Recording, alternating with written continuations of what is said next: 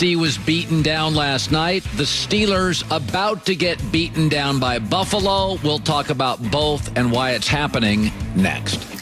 Thanks, Colin. Now, the Cowboys have by far the worst odds to win the NFC East at 40-1, according to Fox Bet Sportsbook, but they have the easiest opponent based on record this week in the Bengals. The Giants host the Cardinals, while the Eagles have to face the Saints, and Washington goes on the road against the Niners. So, Shannon, how does the NFC look on Monday? Cowboys will be in third place. Third place? Third place. Oh. So you got the Eagles getting wiped out. Yeah, the Eagles are going to beat the Saints. So they'll be in third place, but nothing is looking good for the Cowboys because guess what? They're not going to be in first place after this weekend, and that's all I care about. And as long as they're not in first place come week 17. Okay. So here is my biggest fear. The Giants at home are 2.5-point underdogs to Arizona. I fear the Giants will lose that game. Washington is a 3-point underdog at San Francisco. I fear Washington will lose that game. My Cowboys are a 2.5-point favorite, 3.5-point favorite at Cincinnati. I fear my Cowboys will win that game. You think they'll win that game too? Yes, I do. Okay. And that would mean that my 4-9 Cowboys are only one game out of first on Monday when we sit here again, and they'll tease and torment me a whole nother week on this show. So, okay, that one game out of first will mean they're in what? Third place. Okay, but one game out of first is crazy at this point. 4-9 and you're one game out? But here's the thing. You guys have never been more than 2 games out of first place the entire season. Okay, who has the easiest schedule of all those 4 teams in that division? It's the Cowboys by far. But who has the worst team of any team in that division? I grant you that. I give up. I'm with you. I want a quarterback. I want a high draft pick. You got a quarterback. He just happened to be injured. He wants $42 million. Okay, pay it. And we just can't. He's not that good. Whoa. He's very good, but he's not great. He's great. He's not my homeboy. I give you that. You said you'd rather have him over my homeboy. Okay, but why wouldn't I want a higher pick? And right now, Cincinnati's a half game worse than we are. So they're sitting with the third pick. We need to lose. So you'd rather lose to Cincinnati? Well, what sign of life have I seen all year? I've seen one game at Minnesota. Okay. That's all I got to hang my helmet on, right? Well, you did good against Atlanta, right? We stole it. Okay. Yeah. Look, you're going to be in third place, and you're going to get your hopes up. You're going to come in here, and you're going to say, how about them Cowboys? And then you're going to lose out. Okay. But one game out, I got a ray of false hope, right? You're going to be like you were in 2014. What'd y'all go, 4-12, 2014? No, I mean 26 after you get Zeke. 2015. That would be should be a fun football weekend. That's all we have for you today. Thank you so much for hanging out with us. We'll be back Monday at 9:30 Eastern. But don't go anywhere. For me, I'm going to say no, Skip. You got 4 games. If you want to move on after the season, do that, because I don't know what system that you can install in a month that you think is going to get you over the top. Okay, then go to the end. Would you cut bait at the end of the year? Have you seen enough? But I thought coaching was the problem last year. Okay. Well, that's what you've been telling me. No, you told me that. No, but I'm saying you've been arguing against that all along. So should they have kept Jason Garrett is what you're saying? Yeah. Hold on. After all that mediocrity? I bet you would give a pretty penny to be 500 right now, wouldn't you? What would you give right now to be 500 as we sit right here today? Should have been 10-6. We got decimated on offense. We lost 4 Pro Bowl offensive linemen and a quarterback who's made Pro Bowls. 6-6 Jason Garrett would have you in first place in the NFC East right now, Skip. Well, he's got the New York Football Giants as the offensive coordinator. And your guy right now, the main man, Skip Bayless, came out here. Ooh, he was happy when he found out Mike McCarthy was the head coach. Now, everybody told me last year it was coaching. It was Jason Garrett, 8-8. Skip gave the man named 8-8 Jason Garrett. I said, Skip, the man named Red. Everybody called him Red. No, 8-8. And then you told me Chris Richard. And you told me Rod Marinelli. So Jerry Jones says, you know what? I hear you, Chris. I hear, because Jerry Jones hears everything. I hear you. I'm going to get rid of the guy that's like a son to me. Gone on vacation. We've had family get-togethers. When we have a family get-together, Jason Garrett and his lovely wife right there, because we family. That is true. I'm going to jettison my son or someone that's close to me like a son. Just like Jerry Jr., just like Steven, just like Charlotte, the other. Yes, Charlotte. He did that to Jason. So what now? At some point in time, Skip, you're going to have to hold these players accountable. And you keep telling me, Jerry don't want to make the mistake that Philly made with old Walker to and Wentz. Well, he need to worry about the mistakes that he's already made by paying a bunch of guys that's not performing. At some point, you're probably right, Skip. They're probably going to move on from Mike Nolan.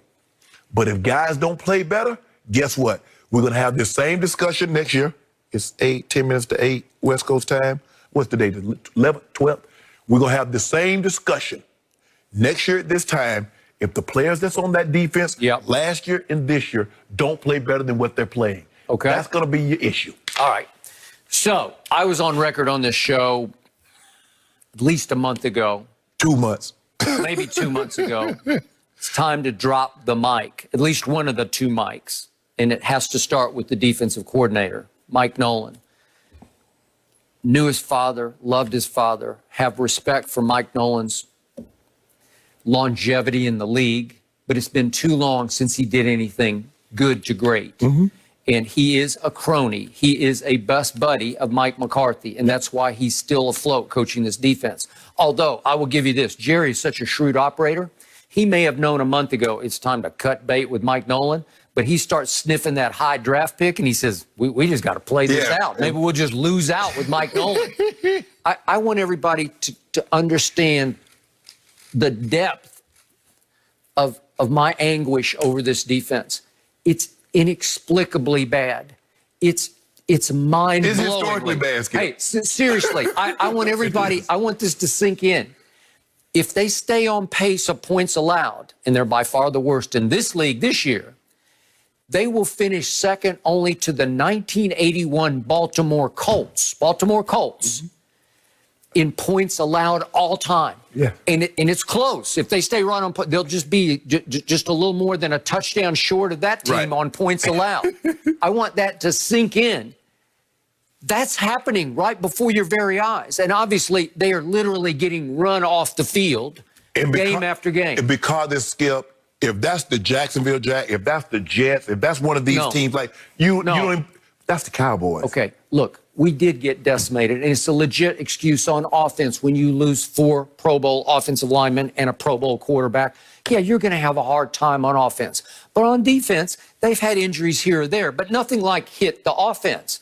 So I ask you, DeMarcus Lawrence, he's made a couple of Pro Bowls. He makes $21 million a year. Aldon Smith, once upon a time, made first-team All-Pro. And I grant you, he hadn't played for 5 years, but the first maybe 5 games this year, he looked like he was on pace to make a Pro Bowl. That's the level at which he was playing, according to everybody, not just me. Lately, not so much. Disappearing act. But I want people to understand that Tyrone Crawford, in the middle of that line, he makes $9 million a year, which is a pretty nice paycheck. When last time you heard him call his name? Thank you. He's on a 5-year, $45 million deal. So he was paid as an anchor. He anchors nothing. I don't even know that he's playing, but he plays high snaps. What about your linebackers? Talk about them. The 2 linebackers, they are Pro Bowl linebackers, both of them. In 2018, they look like they were about to take over the league. They're flying sideline to sideline. They're wrecking the New Orleans Saints on a Thursday night at Jerry World. And I'm saying, I got this. This is my future. These are just kids. And I give you, Van Der Esch was hurt for a good portion of the year. But then he came back, and then we saw him the other night. He looked awful. He took the bait on a sweep fake that I still, and at least he owned it, but that doesn't make it any better. I got to tell you, he took the bait and starts running to the flank, and Lamar said, thank you. I'll take this. All he has to do is look at the guard. They pulled the backside guard and tackle. Okay, I got it. But he left a super highway to the end zone, and Lamar didn't even have to run. Lamar can fly, and he was in like 3rd gear maybe, right? Okay, so my point to you is, I look at it, and I wanted Earl Thomas. I thought maybe you needed one credible player on the back end, and I give you all his baggage, but I just thought maybe he could be a saving grace as an influence of respectability, Pro Bowl aura on the backside of the defense. Maybe he'd make a play or two. Maybe he would not have allowed Baltimore to run them off the field, even though he's more of a free safety. He's not a strong safety. But still, my point is there's too much talent there for me to say it's their fault. They're quitting. The other night, I told you, that was a quit game by this defense. But especially by the second half, they didn't even want to play anymore. And it wasn't like it was raining and freezing cold. It was a pretty nice night. They just don't want to play for Mike Nolan. So what happened a month ago? Jerry Jones had signed 8 free agents, and I thought they would at least bolster the defense. I'm talking about the Gerald McCoys and the Ha-Ha Clinton Dixes, even the Brandon Hughes Carrs. You had them as credible players who have been there and done all that, who can at least lift up the defense to a level of respectability. And what did Jerry do? He cut every last one of them, all 8 of them gone, because they had mutinied against Mike Nolan. And some of their quotes were slipping into Jane Slater's reports anonymously about how bad Mike Nolan was, that they didn't believe in what he was teaching, and they couldn't even understand what he was trying to teach. I think the thing, one of the mistakes that McCarthy made, and I understand Mike Nolan gave you your opportunity, but this defense, the way they drafted and the way they put it together to play a 4-man front. Mike Nolan comes out and he likes to base out of a 3-man front. So you got DeMarcus Lawrence, you got guys that are playing out of position. Now you're making him stand up, and I just don't think he likes standing up. That's not him. That's not him. He doesn't feel comfortable. No, and you're right. And so, but Skip, at some point in time, though, you got a responsibility. You got contained. You can't let the guy out contain. Skip, I'm watching last night. I'm watching Cooper Kupp catch a touchdown. Yep. The DB lines up outside. He did. They run sprint motion, and he lets Cooper Kupp get outside of him. Right in his face. Right in his face. Bro, I'm like, how? Yep.